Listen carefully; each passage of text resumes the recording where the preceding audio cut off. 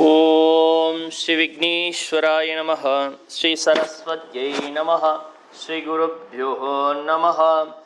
ஓம் நமஸ்தே அஸ்து பகவன் விஸ்வேஸ்வராய மகாதேவாய த்ரயம்பகாய திரிபுராந்தகாய திரிகாலாக்னிகாலாய காலாக்னிருத்ராய நீலகண்டாய மிருத்யுஞ்சயாய சர்வேஸ்வராய சதாசிவாய ஸ்ரீமன் மகாதேவாய நமः.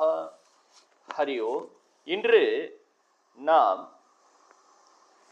திருவெம்பாவையில் பாடல் 9 பொருளை பார்க்க இருக்கின்றோம். முன்னை பழம்பொருட்கும் முன்னை பழம்பொருளே, பின்னை புதுமைக்கும் பேர்த்தும் அப்பெற்றினையே. உன்னை பிரானாக பெற்ற உன் சீரடியோ, உன்னடியார் தாழ் பணிவோம், ஆங்கு அவர்க்கே பாங்காவோம்.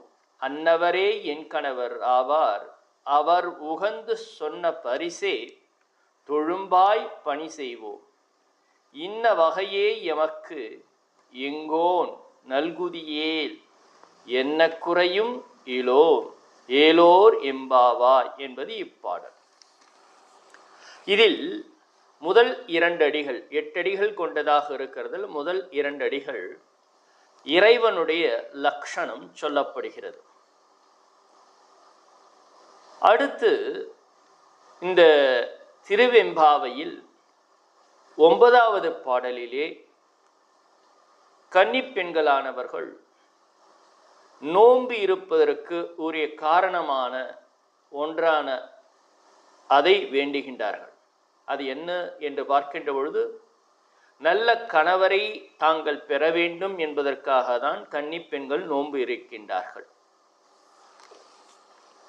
திருப்பாவையிலும் அவ்வாறாக இருக்கிறது, திருவெம்பாவையிலும் அவ்வாறாக இருக்கிறது. எனவே தங்களுடைய வேண்டுதலை இறைவனிடத்திலே கூறுகின்றார்கள், பிரார்த்திக்கிறார்கள். அது இப்பாடலில் அமைந்திருக்கின்றது. முதலிலே 2 அடிகளில் இறைவனுடைய அந்த லட்சணம், முன்னை பழம்பொருட்கு முன்னை பழம்பொருளே என்று வருகிறது. என்றால் இதனுடைய பொருள் என்ன? முற்பட்ட பழையவனாகிய பொருள்களுக்கும் அப்படியே முற்பட்ட பழைய பொருளாக இருப்பவனே. என்ன இதில் விஷயம் என்றால், பொருள் என்று பார்க்கின்ற பொழுது உலகத்தில் நாம் பார்க்கின்ற பொருள் உலகம், இவை படைக்கப்பட்டவை. படைக்கப்பட்டது என்றால் அவை பொருள்.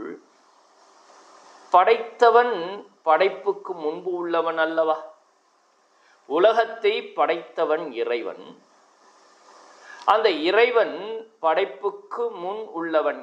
ஏன் என்றால் அவன் அனைத்தையும் படைத்தவன். எனவேதான் முன்னை பழம்பொருட்கும் முன்னை பழம்பொருளே. இந்த படைப்பில் உள்ள தோற்றங்கள் எல்லாமே, படைப்பு என்றால் தோற்றம், இருப்பு, ஒடுக்கம் என்ற 3 மாறுதலுக்கு உட்பட்டவை. இறைவனானவன் படைத்தவன் என்பதனால் படைப்புக்குள்ள இயல்பானது படைத்தவனுக்கு இல்லை. அதாவது உலகப் பொருளின் இயல்பு இறைவனுக்கு கிடையாது. எனவே அனைத்துக்கும் மிகவும் பழமையான பொருளாக யார் இருக்கிறான்? இறைவன் இருக்கின்றான் என்று வருகிறது. அடுத்த வரி என்ன வருகிறது? பின்னை புதுமைக்கும் பேர்த்தும் அப்பெற்றியனே என்று வருகிறது. இதனுடைய பொருள் என்னன்னா, இந்த படைப்பை எடுத்துக்கொள்கின்ற பொழுது எல்லாமே காலத்துக்கு உட்பட்டவை. காலத்தின் அடிப்படையில் தான் நாம் என்ன செய்கின்றோம்? இது பழமையான பொருள் என்றும் இது புதுமையான பொருள் என்றும் சொல்லுகின்றோம். இறந்த காலத்திற்கு உட்பட அது பழமை. இன்னும் சொல்லுகின்ற பொழுது பழமைக்கும் பழமை என்று சொல்லுவோம். அதுபோல் எதிர்காலத்தில் வருகின்ற பொருளை அதை புதுமை என்று சொல்லுவோம். இறைவன் காலத்தை கடந்தவனாக இருக்கிறான். காலமே அவனுடையதான். காலாதீதனாக இருக்கிற இறைவன் அவன் என்றுமே உள்ள பொருள்.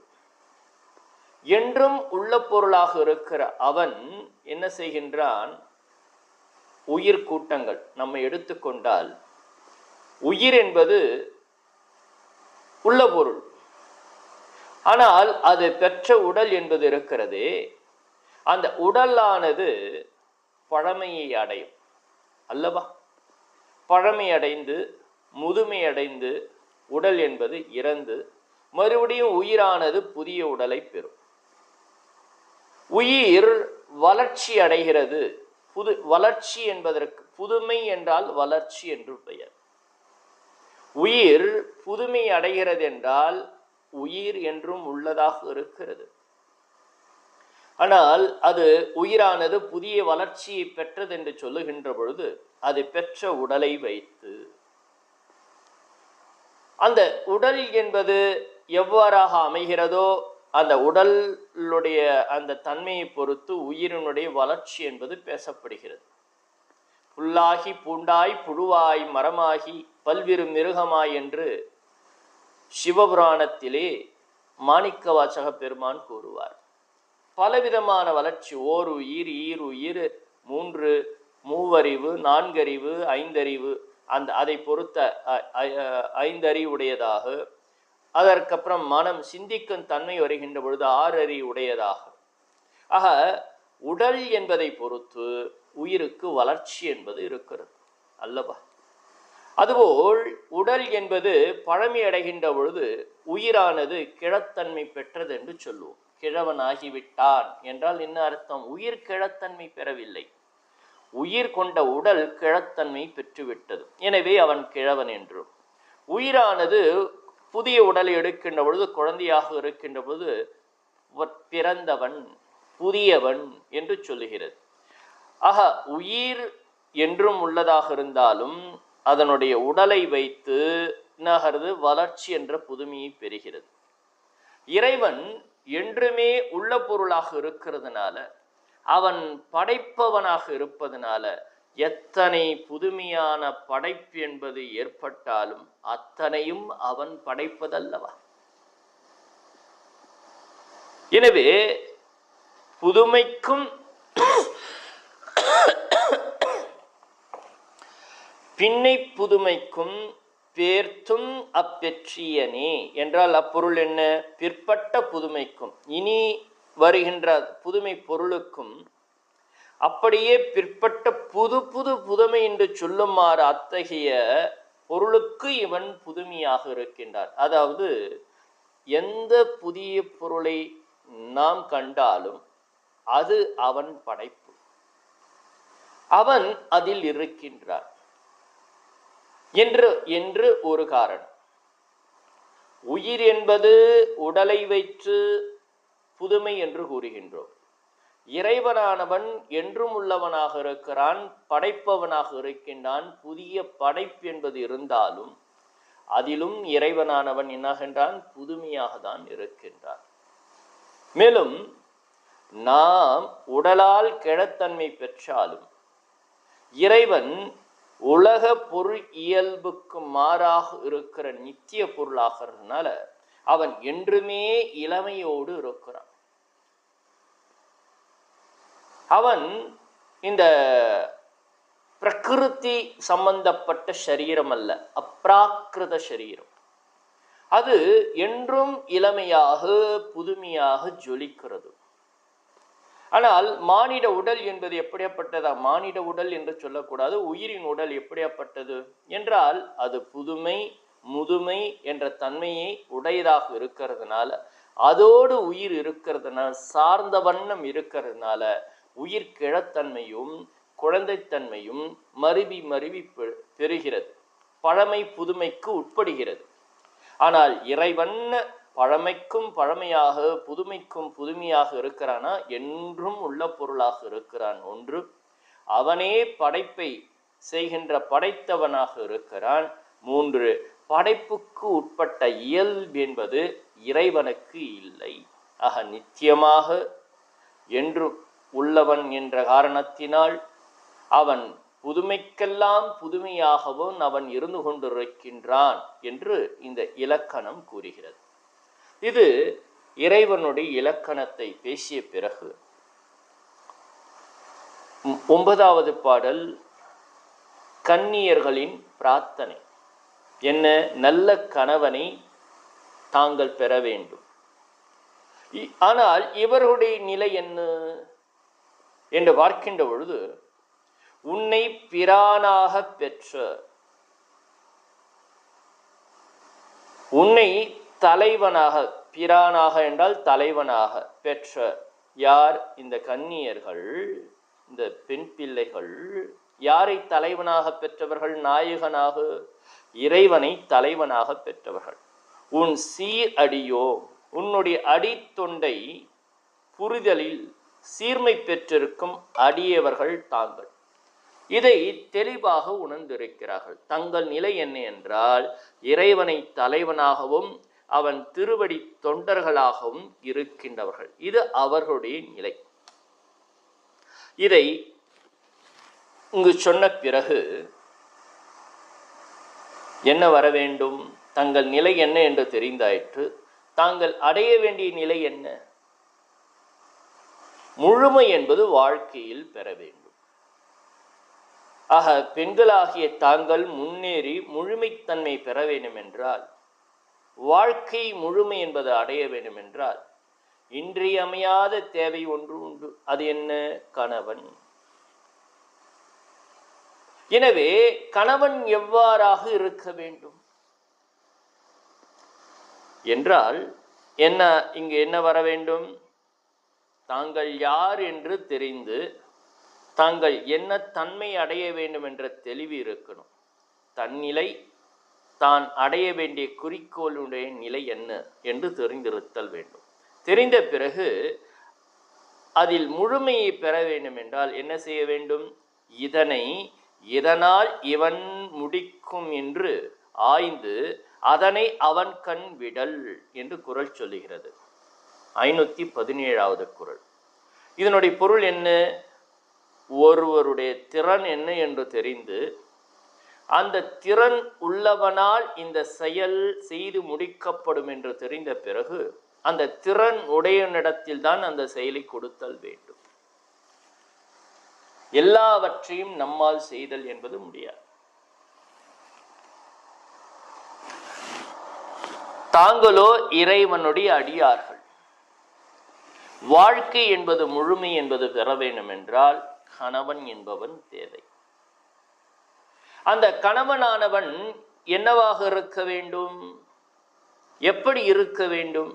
இவர்களுடைய குறிக்கோளை ஏற்றுக்கொண்டவனாக இருக்க வேண்டும். ஒன்று, இவர்களுடைய குறிக்கோளுக்கு துணை நிற்பவனாக இருக்க வேண்டும்.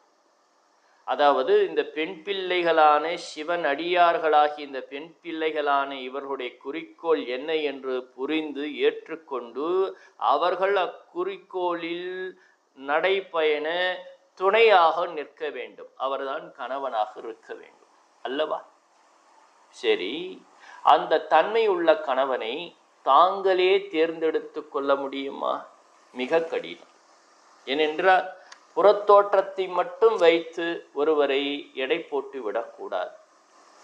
அவர்களுடைய இயல்பு என்ன என்பதை உணர்தல் வேண்டும்.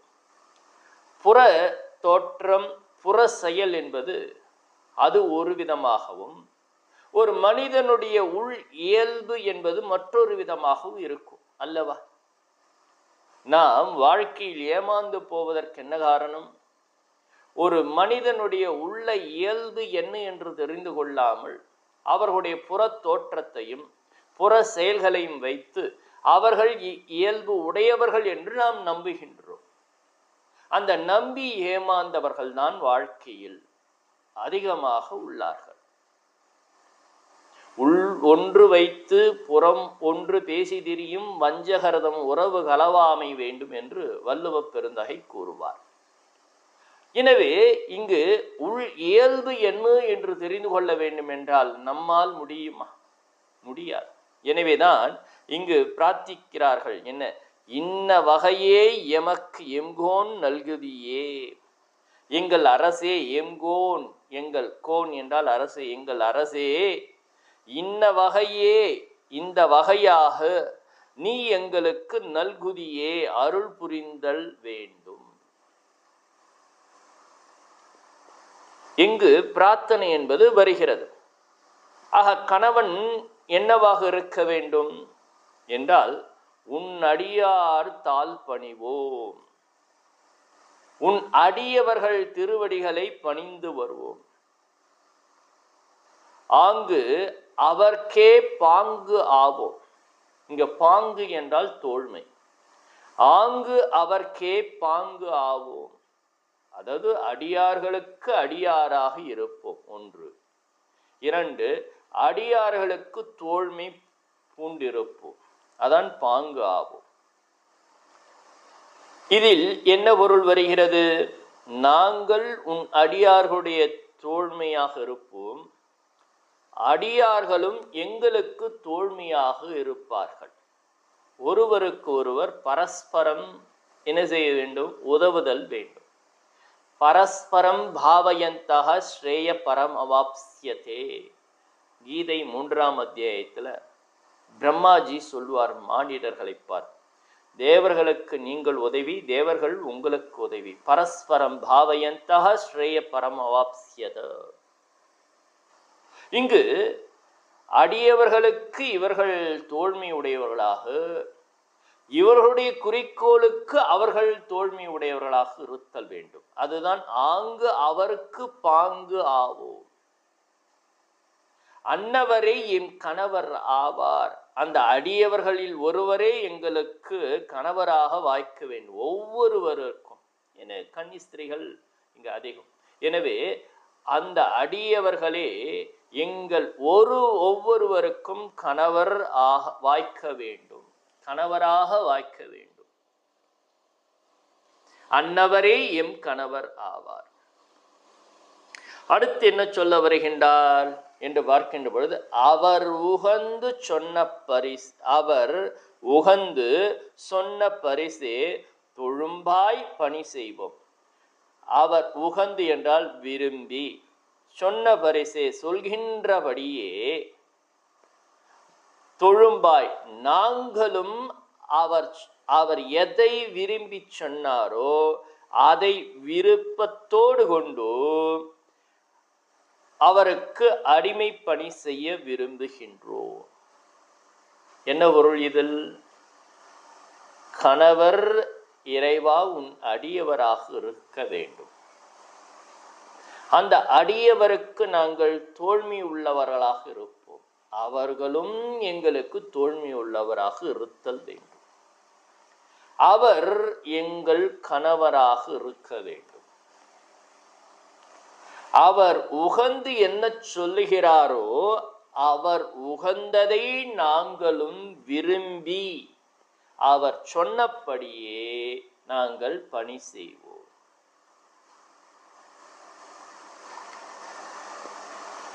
இன்ன வகையே எமக்கு எங்கோன் நல்குதியோ, எங்கள் அரசே இந்த வகையில் நீங்கள் எங்களுக்கு அருள்புரிந்தல் வேண்டும்.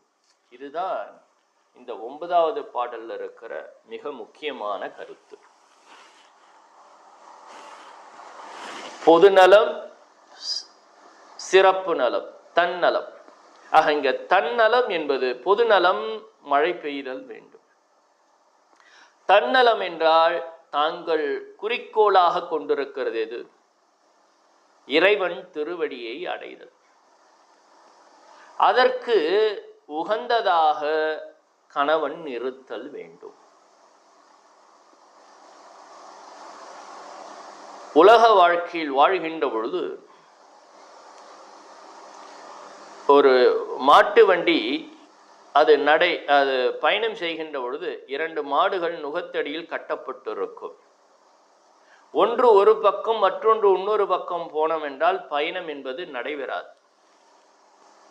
எனவே வாழ்க்கை என்ற பயணத்தில் குறிக்கோளை நோக்கி நாம் செல்லுகின்ற பொழுது கணவன் மனைவி இருவருக்குமே ஒத்த குறிக்கோள் என்பது இருத்தல் வேண்டும். அது என்ன? உயிராக பிறந்த நாம் இறைவனை அனுபவமாக பெற வேண்டும். உலக வாழ்க்கையில் உலகியல் இன்பத்தை பெற்று அவனருளால் நிறைவு பெற்று சிவ இன்பம் என்ற பேரின்பத்தை பெறுவதை லட்சியமாக கொண்டு நம்முடைய பயணம் என்பது இருத்தல் வேண்டும். முதலிலே ஒத்த மனம், ஒத்த மனத்தில் வாழ்க்கை பயணம், வாழ்க்கை பயணத்தின் தொடக்கத்தில் உலகியல் இன்பம், அதான் குடும்பம். அந்த உலகியல் இன்பம் என்பது நிறைவு அடைதல் வேண்டும். கடைசி மூச்சு உள்ளவரை உலகியல் இன்ப தேடுதல் என்பது இருக்கக்கூடாது. ஒரு குறிப்பிட்ட வயதிற்கப்புறம் இறை இன்பத்தை பெறுவதற்குரிய சாதனைகளில் தம்பதிகள் இருவருமே ஈடுபடுதல் வேண்டும். உலகில் இன்பத்தை பெறுகின்ற பொழுதே தர்மம் தவறாமல் சிவபக்தி தவறாமல் வாழ்தல் வேண்டும். அவனுடைய அனுக்கிரகத்தால் தான் நாம் அனைத்தையும் பெற்று இன்ப நலம் பெறுகின்றோம் என்று உணர்ந்து உலக வாழ்க்கையை வாழ்தல் வேண்டும். அப்பொழுதுதான் உலக இன்பம் நிறைவு தரும்.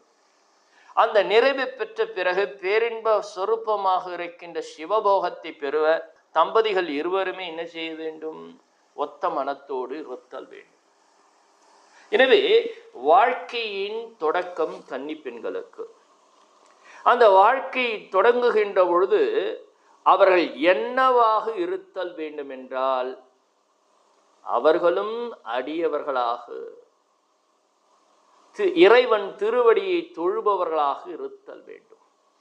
அவர்களை தோழ்மை பூண்டு அவர்களையே கணவனாக கொண்டு அவர்கள் உகந்ததையே தங்களுடைய ஓப்பாக கருதி செயல் புரிந்து வாழுதல் வேண்டும். என்ன ஒரு அற்புதமான குறிக்கோள்! இதைதான் இத்தன்மையுடையவர்களை தான் தாங்கள் கணவனாக பெறுதல் வேண்டும். இது திருவெம்பாவையில் கன்னி பெண்கள் பாடுகின்றது என்றாலும் உலக வாழ்க்கையில் ஆண் மக்களுக்கும் இது பொருந்தும். அவர்கள் இறை அடியார்களாக இருந்து அவர்கள் திருமணம் ஆகாதவர்களாக இருந்து திருமணத்தை நோக்குகின்றவர்களாக இருந்தால் அவர்களுக்கு அமையக்கூடிய பெண் பிள்ளை எவ்வாறாக இருக்க வேண்டும்? அவர்களும் இறை அடியாராக இருத்தல் வேண்டும். இது பெண்ணுக்கு மட்டும் அல்ல, நாயகன் நாயகி பாவத்தால் பாடப்பட்டதனால் மாணிக்க வாசக பெருமான் இறை அடியார்களை கன்னி பெண்களாகவே அமைத்து பாடியிருக்கின்றார். எனவே இது பெண் பிள்ளைக்குரியது தானே, ஆண் பிள்ளைக்கு இல்லையா என்றால் கிடையாது. ஆண் பிள்ளைக்கு இது உரியது. அவர்களும் இப்பிரார்த்தனையை வைக்க வேண்டும். என்ன, உன் அடியார் தாழ் பணிவோம் என்றால் என்ன அர்த்தம்னா, பெண் பிள்ளைகளும் சிவன் அடியாராக இருந்தால் அவர்கள் தாழ் பணிதல். ஆங்கு அவர்க்கே பாங்கு ஆவோம் என்றால் என்ன அர்த்தம்? அந்த பெண் பிள்ளைகள் என்ன அவர்களோடு தோழ்மையோடு இருப்போம். அவர்களே என் கணவர் என்று இங்கு சொல்லுகின்ற பொழுது அவர்களே என்ன, என் மனைவி என்று சொல்லுதல் வேண்டும். அவர் உகந்த சொன்ன பரிசே தொழும்பாய் பணி செய்வோம் என்றால் கணவனும் அவ்வாறாக செய்தல் வேண்டும். என இருபாலினத்திற்கும் இது பொதுவாக நாம் எடுத்துக்கொள்ளுதல் வேண்டும். அப்பொழுதுதான் வாழ்க்கையில் நிறைவும், நிறைவுக்கப்புறம் உறவில் நிறைவு பெற்ற பிறகு உலக விஷயங்களை துறவு பெற்று இறை இன்பத்தை பெற முயற்சிக்கின்ற வேண்டும். வாழ்க்கை என்பது மிக முக்கியம். நம்முடைய சனாதன தர்மம் பிரம்மச்சரியம், கிரகஸ்தம், வானப்பிரஸ்தம், சந்நியாசம் என்று சொல்லுகிறது. இங்க பிரம்மச்சாரி, பிரம்மச்சாரிணி, கன்னி பெண்கள், யுவன்கள், எது ஆண் பிள்ளை. அடுத்து கிரகஸ்த வாழ்க்கை, அந்த குடும்ப வாழ்க்கை என்று வருகின்ற பொழுது இருவரும் ஒன்று சேர்ந்து தம்பதிகளாக ஆகின்ற பொழுது இறைவனை மையமாக வைத்து வாழ்க்கை வாழ வேண்டும். பொருள் உலகத்தில் வாழ்ந்தாலும் பொருள் என்பது தேவை. ஆனால் அந்த பொருளை மையமாக வைத்து வாழக்கூடாது, இறைவனை மையமாக வைத்து இல்லறத்தாருள் வாழ்தல் வேண்டும். பொருள் வரும் போகும். அது பொருளை மையமாக வைத்தால் நாம் நம்மை இழந்து விடுவோம். நாம் நமக்குள் இருக்கிற இறைவனையும் இழந்து விடுவோம். நாம் நம்மை இழக்கிறதுனா என்ன அர்த்தம் என்றால், நாம் நாம இருக்காமல் பொருள் வழி ஓடிக்கொண்டே இருப்போம், சேகரித்து கொண்டே இருப்போம். ஆனால் நாம இல்லாததனால் நமக்கு வாழ்க்கைக்குரிய அனைத்தும் உண்டு, ஆனால் வாழ்க்கை இருக்காது. எனவே எந்த சூழ்நிலையிலும் நாம் நம்மை இழத்தல் கூடாது, அதாவது நம் நிலையிலிருந்து நம் விழுதல் கூடாது. இறை வாழ்வையும் நாம் இழந்துவிடக்கூடாது. இறைவனை மையமாக வைத்து உலகத்திலே நாம் வாழ வேண்டும். பொருள் வாழ்க்கைக்கு தேவைதானே தவிர பொருளே வாழ்க்கையாக ஆக்கிவிடக்கூடாது. இதுதான் இந்த கன்னி பெண்கள் வேண்டுகின்றார்கள்.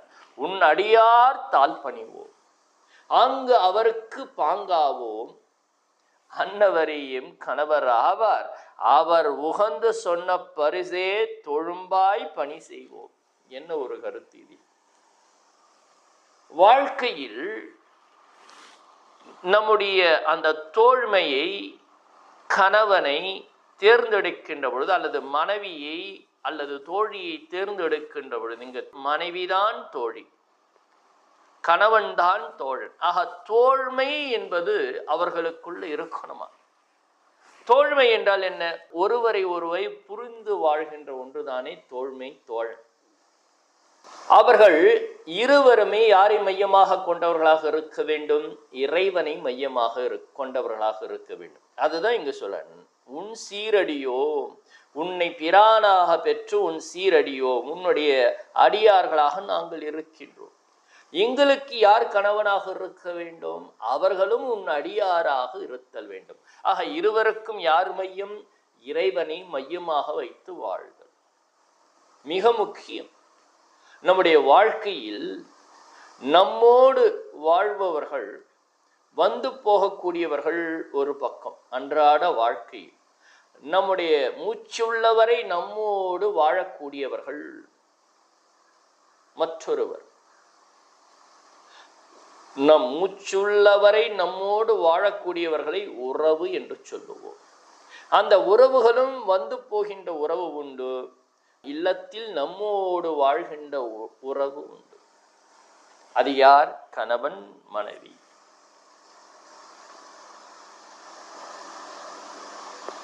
அவர்கள் ஒத்த கருத்துடையவர்களாக, இறைவனை லட்சியமாக கொண்டவர்களாக வாழ்கின்ற பொழுது அந்த இல்லறமே நல்லறம், இல்லறமே தவ வாழ்வு, இல்லறமே தெய்வ வழிபாடாக அமைகிறது.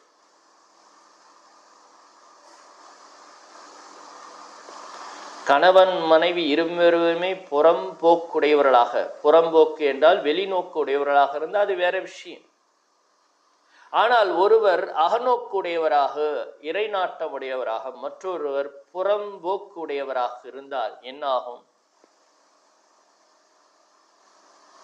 அங்கு மனப்பொருத்தம் அற்று வாழ்க்கை என்பது அமைகின்ற காரணத்தினால், அவர்கள் பொருளாதாரத்தில் சிறப்புடையவர்களாக இருந்தாலும் மனம் ஒத்து போகின்ற நிலை இல்லாத காரணத்தினால் அவர்கள் வாழ்க்கையில் நிறைவற்றவர்களாக இருக்கின்றார்கள். எனவே தம்பதிகள் இருவர், தம்பதி என்றால் இருவர் ஒன்று சேர்ந்தால் தம்பதி, அவருடைய மையம் என்பது சுயநலமாக இருக்கக்கூடாது. சுயநலம் என்பது ஆன்ம நலமாக இங்கு இல்லை. உடல் மன இந்திரியங்களை தான் என்று நினைந்து அந்த நிலை, அதை போஷிக்கின்ற ஒரு தன்மை, சொந்த வெறுப்புக்கும் உடல் சார்ந்த தேடுதலும் இருந்தால் அது சுயநலம். ஆன்ம நலம் என்பது அது தன்னலம் என்று சொல்வார்கள். ஏன்னா உயர்நிலை அடைவதுதான் இங்கு பிறப்புக்கு முக்கிய காரணம். அந்த ஒரு தன்மையை பெறுதல் வேண்டும், அதற்கு உற்ற துணை வேண்டும். அந்த உற்ற துணையை நாம் எவ்வாறு பெற முடியும் என்றால் இறை அருளால் தான் பெற முடியும். அதை தான் இங்கு அழுத்தம் திருத்தமாக சொல்லுகின்றால், இன்ன வகையே எமக்கு எங்கோன் நல்குதியே, எங்கள் அரசே இந்த வகையாக எங்களுக்கு நீங்கள் அருள் புரிதல் வேண்டும். மிக முக்கியம். அப்படி வாழ்க்கை இருந்தது என்றால், உன் அருளால் அந்த தன்மை கிடைத்தது என்றால் என்ன குறையும் இலோம், எந்த குறையும் எங்களுக்கு இருக்காது. பிராரப்த ரீதியாக பொருளாதார தட்டுப்பாடோ மற்ற ஏதோ சமூக சூழ்நிலை எதுவாக இருந்தாலும் மனக்குறை என்பது இருக்காது. ஒருவருக்கு ஆயுள் முழுவதும் உற்ற துணையாக ஒரு நல்ல துணைவி அல்லது நல்ல துணைவன் என்பவன் கணவனாக மனைவியாக கிடைத்துவிட்டால் வாழ்க்கை எவ்வளவு சிறப்பாக இருக்கும். என்ன குறையும் இலோம், எந்த குறை எங்களுக்கு இல்லாதவர்களாக இருப்போம். இதுதான் இவர்கள் வைக்கின்ற ஒரு பொருள். இது கன்னி பெண்கள் கணவனை வேண்டி இருக்கின்ற நோன்பு. இங்கு இன்னொரு விதமாக இதற்கு பொருள் பார்ப்போம். இதுதான் இந்த பொருள். ஆனால் மற்றொரு விதமாக இருந்தது என்றால், நாம் இறைவனை இறை அடியார்களாக இருக்கிறோம். அடியார் என்றால் என்ன அர்த்தம்? இறைவன் திருவடியே பற்றுக்கோடாக கொண்டவர்கள் அடியார். நாம் சாதகர்கள். நாம் சாதகர்களாக இருந்தாலும் நாம் இந்த துறையிலே, இந்த ஆன்மீக துறையிலே, இறைத்துறையிலே உயர்நிலை பெற வேண்டும் என்றால் இதில் முதிர்ந்தவர்களுடைய துணை தேவை. அதாவது நமக்கு முன்பே இந்த துறையில் இருந்து இறை அனுபூதியை பெற்றவர்களாக இருந்தால், இறைவனை புகழ்தலிலே தோய்ந்தவர்களாக இருந்தால் அவர்களுடைய துணை நமக்கு தேவை. அதான் சத் சங்கம் என்று சொல்வார்கள். இங்கு கணவன் மனைவி என்ற அந்த தன்மையை விடுத்து இங்கே என்ன எடுத்துக்கொள்ளுதல் வேண்டும்? சாதகர்கள் தாங்கள் தனித்து சாதனை செய்வது என்பது கடினம். இந்த மாயையில் அடியார்களுடைய கூட்டுறவோடு இருந்து நாம் சாதனையை செய்ய வேண்டும். இந்த அடியார்களுடைய கூட்டுறவுக்கு தான் சத் சங்கம் என்று சொல்லப்படுகிறது. சான்றோர்களுடைய கூட்டுறவு, அடியார்களுடைய கூட்டுறவு இருக்கின்ற பொழுது அவர்கள் எதை மையமாக வைத்து வாழ்கின்றவர்கள்? இறைவனை மையமாக வைத்து வாழ்கின்ற கூட்டம் அடியார் கூட்டம். அதுதான் சத் சங்கம்.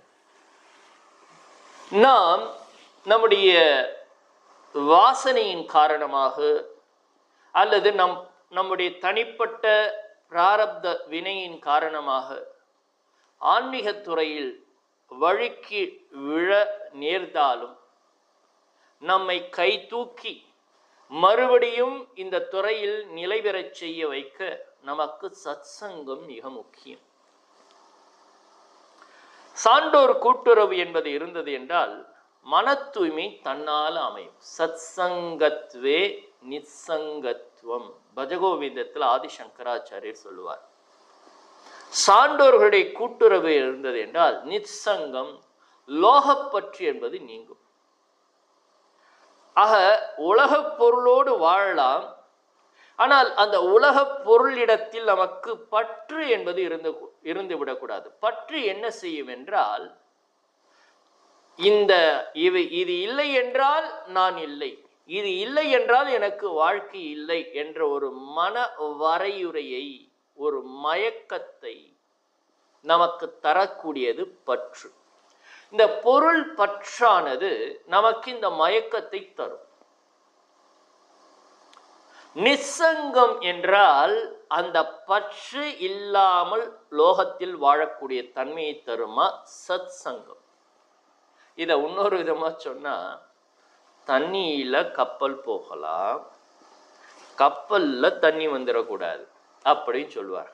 அதாவது வாழ்க்கையில் வாழ்கின்ற பொழுது எல்லாம் பொருள் உலகம் எல்லாம் தேவை, சரியா? ஆனால் இந்த பொருள் உலகமானது மனதில் வந்து விடக்கூடாது. மனதில் வந்துவிட்டால் நாம் பெற்ற பயனை, பிறவி பயனை வீணாக்கி விடுவோம். மனதில் யார் வாழணும் என்றால் இறைவன் தான் வாழணும். உலகத்துல பொருளோடு வாழணும், மனதில் இறைவனோடு வாழும். இப்ப கப்பலுக்குள்ள மானிடர் வாழுகின்றார்கள், கப்பல் தண்ணீரில் செல்கின்றது. உலக வாழ்க்கை என்ற பொருளாதாரத்திலே நாம் செல்கின்றோம். அந்த பொருள் என்பது வாழ்க்கைக்கு தான் தேவையே தவிர உயிருக்கு தேவை இறைவன். உடல் வாழ்க்கைக்கு தேவை பொருள், உயிர் வாழ்க்கைக்கு தேவை இறைவன். எனவே இறைவனை மனதில் நிறுத்தி பொருள் உலகத்தில் வாழ வேண்டும். பொருள் உலகம் என்பது மனதில் வந்துவிட்டால் இறைவனுக்கு அங்கு இடமில்லாமல் போகிவிடும். இறைவனுக்கு நாம் மனதில் இடம் கொடுக்க வேண்டும். ஏனென்றால் மனதில் இடம் கொடுத்தால் தான் நம் மடமையை நீக்குவான். இடத்தை கொடுத்தா மடத்தை பிடிப்பான், பிடுங்குவான் என்று ஒரு பழமொழி உண்டு. இதன் பொருள் என்னன்னா, மனதிலே இறைவனுக்கு இடம் கொடுத்தால் நம் மடமையாகிய அஞ்ஞானத்தை, ஆணவ மலங்களை பிடுங்குவான், ஒழித்தழிப்பான் என்று பொருள். இடத்தை கொடுத்தால் மடத்தை பிடுங்குவான். அது வேற விதமாக பொருள். மடத்துல ஒருத்தனுக்கு இடத்தை கொடுத்தா கடைசியில மடத்துக்கு சாமியார் ஆயிட்டு அத்தனை பேரையும் அவன் துரத்தி விட்டுடுவான் அப்படின்னு சொல்லுவார். இங்கு இறைவனுக்கு மனசுல இடம் கொடுத்தால் மனதிலே இருக்கின்ற மடமை ஆகிய மும்மலத்தை, அஞ்ஞானத்தை பிடுங்கி எறிவான் என்று பொருள். ஆக மனதில் யார் இருக்க வேண்டும்? இறைவன் என்பவன் இருத்தல் வேண்டும். மனம் ஒத்தவர்களோடு வாழ்க்கை வாழுதல் வேண்டும். சத்சங்கம் அத்தோடு வாழணும். சத்சங்கத்துவே நிசங்கத்துவம், அப்பொருள் தெரிகிறதல்லவா? நிசங்கத்வே நிர்மோகத்துவம், பற்று நீங்கினால் மோகம் என்ற மயக்கம், பொருள் மயக்கம் நீங்கும். நிர்மோகத்வே நிச்சல தத்துவம், மனதிலே பொருள் மயக்கம் நீங்குகின்ற பொழுது மனம் பொருளினால் சலிக்காத ஒரு தன்மை கிடைக்கும். அதான் நிச்சல தத்துவம். மனம் பொருளில் சலிக்காது இறைவனையே நோக்கி நிற்கிறதான் அவனை ஏங்கி நிற்கிறதுன்னு அர்த்தம். பொருள் உலகத்தில் சலிக்காமல் அவனை மட்டும் ஏங்கி நிற்கிறது, அதான் நிச்சல தத்துவம். நிச்சல தத்துவே ஜீவன் முக்திகி. அங்கு என்ன பொருள் என்றால், ஜீவத்துவம் உயிரானது இதை விடுத்து சிவபோகத்தை நோக்கி சிவபோகத்தை அனுபவமாக பெறும். இங்கு நான் சகுனத்தோடு சொல்லுகின்றேன், அத்வைதமாக சொல்லவில்லை, சகுனமாக சொல்லுகின்றேன். அதற்கு என்ன தேவை? அடியார்களுடைய கூட்டுறவு தேவை. அடியவர்களுக்கு அடியார் கூட்டுறவு தேவை. வாழ்க்கை என்று வாழ்கின்ற பொழுது இருபாலாருக்கும் இறைவனை மையமாக வைத்த கணவன் மனைவியாக அமைகின்ற பொழுது அவர்கள் வாழ்க்கையில் எந்த குறையும் கிடையாது. எனவே எங்களால் உன் அடியாரை, உன்னிடத்தில் மனதை கொடுத்தவர்களை காண்பது எங்களால் முடியுமா என்று தெரியாது. இறைவா, என் அரசே, இதை நீயே எங்களுக்கு அருள்வாய், நல்குதியே, எங்களுக்கு அருள் புரிதல் வேண்டும். அப்படி அருள் புரிந்து விட்டால் என்ன குறையும் இலோம், எந்த குறையும் எங்கள் வாழ்க்கையில் இருக்காது. ஏனென்றால் நிறைவை பெறக்கூடிய அந்த ஒரு தன்மையும் சிவபோகத்தை பெறக்கூடிய தன்மையும் அமையும் என்ற காரணத்தினால் இதை கூறுகிறார்கள். எனவே புரிந்து கொள்ளுங்கள், வாழ்க்கை என்பது ஒத்த மனதோடு இருத்தல் வேண்டும். அது இறைவனை மையமாக வைத்தவர்களோடு வாழ்தல் வேண்டும். அவ்வாறு வாழ்கின்ற பொழுதுதான் நம் பிறப்பின் பயனை பெற முடியும் என்பது இப்பாடலில் நமக்கு அமைந்திருக்கின்ற கருத்து. தென்னாடுடைய சிவனே போற்றி, எந்நாட்டவர்க்கும் இறைவா போற்றி. ஓம் பூர்ணமதః பூர்ணமிதம் பூர்ணாத் பூர்ணமுதச்யதே பூர்ணஸ்ய பூர்ணமாதாய பூர்ணமேவாவசிஷ்யதே. ஓம் சாந்தி சாந்தி சாந்தி. ஹரி ஓம். ஸ்ரீ குருभ्यो நமः. ஹரி ஓம்.